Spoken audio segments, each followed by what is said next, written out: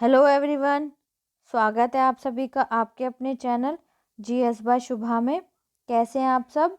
मैं आशा करती हूँ आप सब लोग बहुत ही अच्छे होंगे, एकदम स्वस्थ होंगे। तो चलिए अब अपनी आज की पॉलिटी की क्लास पर आते हैं। हम क्या पढ़ रहे हैं? हम पढ़ रहे हैं salient features of the constitution, संविधान की प्रमुख विशेषताएं।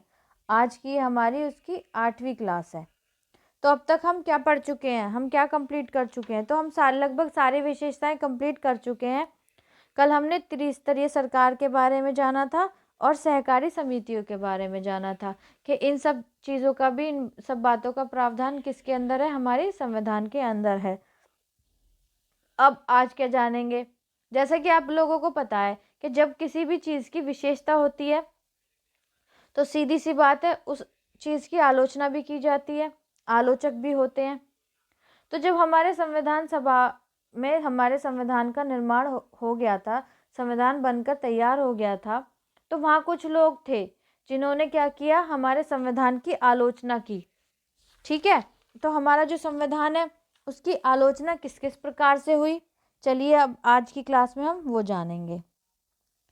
तो हम क्या पढ़ने वाले हैं? हम पढ़ने वाले हैं संविधान की आलोचना। ओके, चलिए स्टार्ट करते हैं। भारत का संविधान जैसे कि संविधान सभा द्वारा बनाया और अंगीकार किया गया, जो इंडियन कॉन्स्टिट्यूशन है, जो क्या है, किसके द्वारा बनाया गया और अंगीकार किया गया? संविधान सभा के द्वारा। की आलोचना निम्न आधारों पर की जाती है। तो हमारा जो भारतीय संविधान है उसकी आलोचना निम्न आधारों पर की जाती है। तो वो कौन से आधार हैं? उधार का संविधान, जो भारतीय संविधान है ऐसा कहा जाता है कि ये उधार लिया गया संविधान है। दूसरा कहा जाता है कि 1935 के अधिनियम की कार्बन कॉपी है ये भारतीय संविधान। फिर आगे कहा जाता है कि गैर भारतीय है ये संविधान या फिर भारतीय विरोधी है, जो इंडियन कॉन्स्टिट्यूशन है।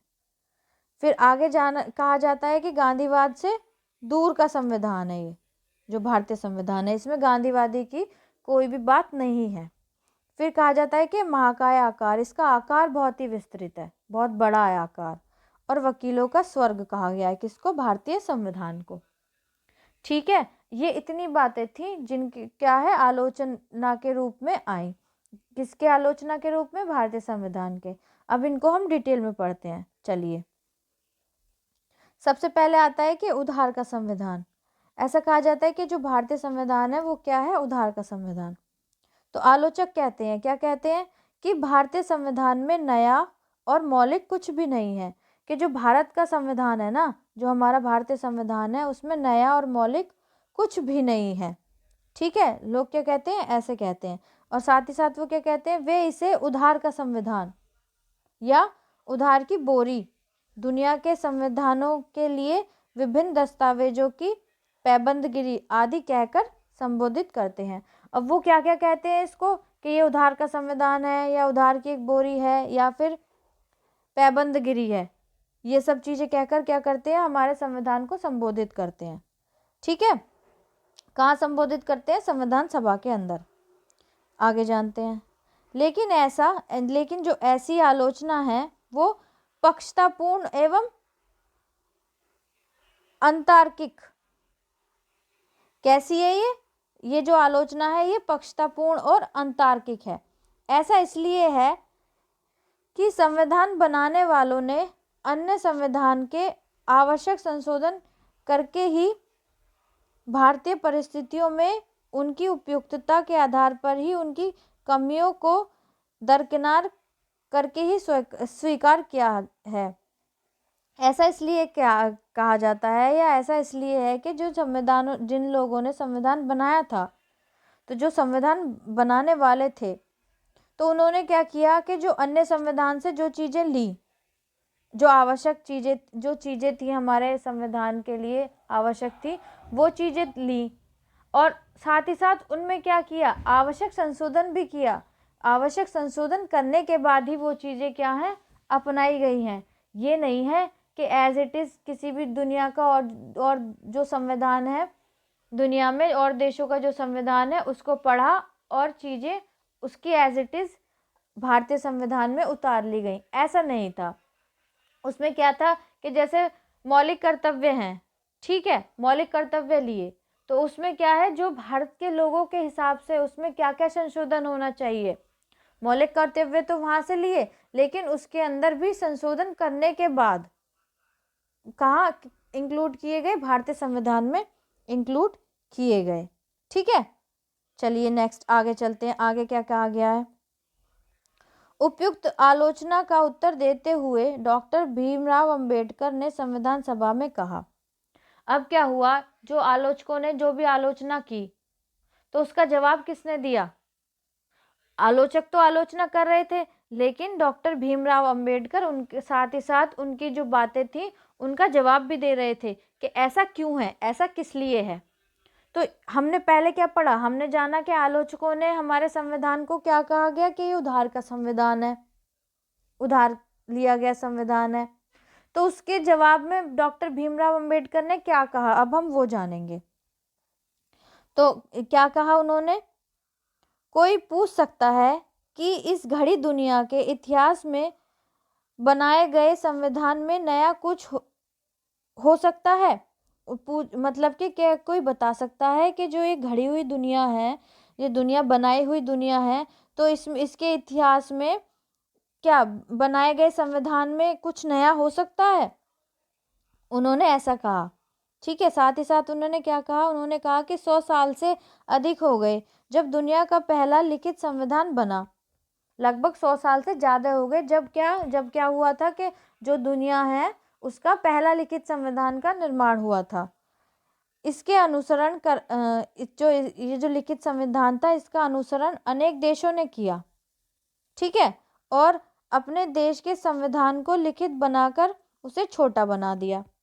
अब उन्होंने क्या किया कि पहला लिखित संविधान लगभग 100 साल पहले लिखा गया था, तो उसको पढ़ने के बाद और जो देश थे उन्होंने क्या किया, उसको पढ़ा और उस क्या है उसको अपनाया अपने देश में, और क्या किया, ये अपने संविधान को लिखकर क्या किया, छोटा बना दिया और देशों ने। ये कौन बोल रहा है, ये भीमराव अंबेडकर अपना जवाब दे रहे हैं, जो जिन लोगों ने आलोचना की है ना उनसे ये बात कह रहे हैं। ठीक है, चलिए आगे देखते हैं। आगे उन्होंने क्या कहा, आगे बोलते हैं वे, किसी संविधान का विषय क्षेत्र क्या होना चाहिए यह पहले ही तय हो चुका है। अब उन्होंने कहा कि किसी भी देश के संविधान का विषय क्षेत्र क्या होना चाहिए, जब ये बात पहले ही तय हो चुकी है, 100 साल पहले ही तय हो चुकी है ये चीज, उसी प्रकार किसी संविधान की मूलभूत तत्वों की जानकारी और मान्यता आज पूरी दुनिया में है। तो उसी प्रकार क्या है कि जो संविधान है, किसी जो भी कोई मूलभूत तत्व है उनकी जानकारी और मान्यता क्या है, पूरी दुनिया को है। जब 100 साल पहले ही संविधान लिखकर तैयार हो चुका कि दुनिया का संविधान ऐसे होगा, तो उसके जो मूलभूत तत्व हैं और जो उसकी जानकारी है या उसकी मान्यता है आज पूरी दुनिया में है। उन्होंने क्या ये तर्क रखा। साथ ही साथ आगे वो क्या बोलते हैं, इन तथ्यों को ध्यान में रखते हुए सभी संविधान में मुख्य प्रावधानों में समानता दिख सकती है। तो अगर हम इन तथ्यों को आधार में रखें और सारे देशों के संविधान पढ़ें, तो उनमें क्या है, जो मुख्य प्रावधान है ना उनमें क्या हो सकता है, उनमें समानता दिखाई दे सकती है, समानता दिख सकती है। ठीक है, आगे बोलते हैं वो, केवल एक नई चीज यह हो सकती है कि किसी संविधान में जिसका निर्माण इतने विलंब से हुआ है कि उसमें गलतियों को दूर करने और देश की जरूरतों के अनुरूप उसको ढालने की विविधता उसमें मौजूद रहे। अब उन्होंने कहा कि जो हमारा संविधान निर्माण हुआ है तो उसमें नई चीज क्या हो सकती है, उसमें जिसको निर्माण करने में इतना विलंब हो गया, इतना टाइम लगा, लगभग 3 साल के करीब लगे, तो उसमें क्या उन्होंने क्या कहा कि जब उसमें क्या देरी हुई, तो उसमें नई चीज़ क्या हो सकती है, तो उसमें नई चीज़ ये हो सकती है कि उसमें गलतियों की गुंजाइश बहुत कम होगी। ठीक है, उसमें गलतियां ना के बराबर होंगी ही नहीं। और देश की ज़रूरत को ध्यान में रखते हुए कि हमारे देश को किस किस प्रकार से क्या क्या ज़रूरतें हैं, तो संविधान को क्या किया गया, उस रूप में ढाला गया। ठीक है, कि वो चीज़ें मौजूद रहे कि जो हमारे देश की ज़रूरत है। तो उन्होंने उत्तर दिया, किसने दिया, डॉक्टर भीमराव अंबेडकर ने। आगे क्या बोलते हैं वो, आगे कहते हैं यह दोषारोपण कि यह संविधान अन्य देशों के संविधान की हूबहू नकल है, मैं समझता हूँ संविधान के यथेष्ट अध्याय पर आधारित नहीं है। कि उन्होंने कहा कि ये दूसरे देश की हूबहू नकल है, ये क्या है, यथेष्ट अध्ययन पर आधारित नहीं है। तो ये क्या था, ये उनका उत्तर था। तो लोगों ने क्या आलोचना करी कि उधार का संविधान है। तो साथ ही साथ जो डॉक्टर भीमराव अंबेडकर थे उन्होंने जवाब दिया। उन्होंने क्या जवाब दिया कि जब संविधान लगभग 100 साल पहले ही लिखित संविधान बनकर तैयार हो चुका है कि शासन किस रूप में होगा, शासन प्रणाली किस प्रकार से होगी, तो और देशों ने क्या उसको छोटा करके अपना लिया। तो अगर हम उसे पढ़ेंगे, सब देशों के संविधान को पढ़ेंगे, तो उसका जो मूलभूत आधार होगा ना, तो मूलभूत आधार तो वही होगा।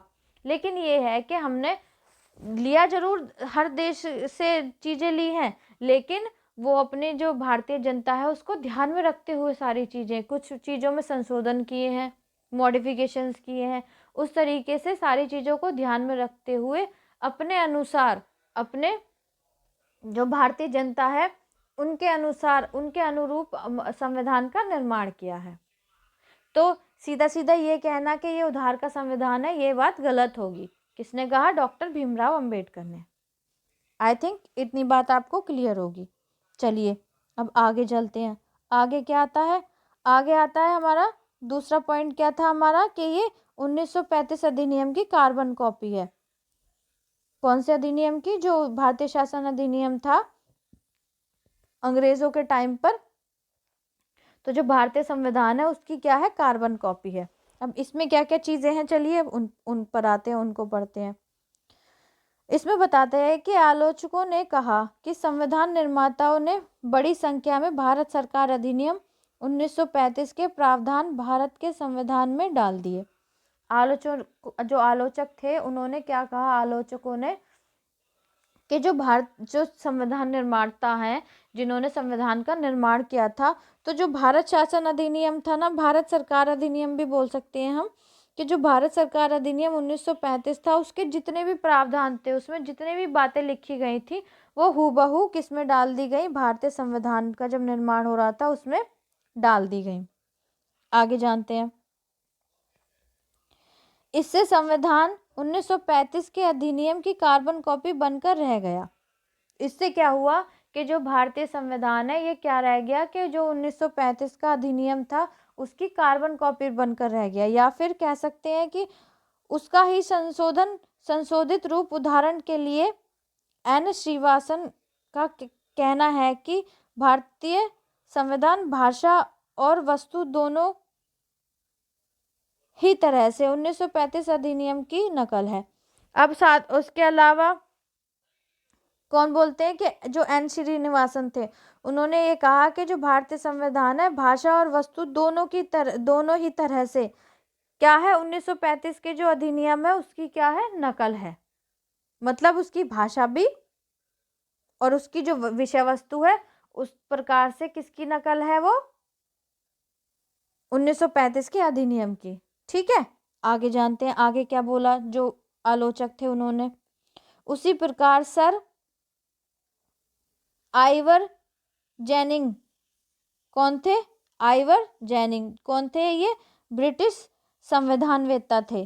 तो इन्होंने क्या कहा? इन्होंने कहा कि संविधान भारत सरकार अधिनियम 1935 से सीधा निकलता है, जहां वे वास्तव में अधिकांश प्रावधानों के पाठ बिल्कुल उतार लिए गए हैं। उन्होंने भी यही बात की। किसने कही? कौन थे? आइवर जेनिंग्स थे। कौन थे ये?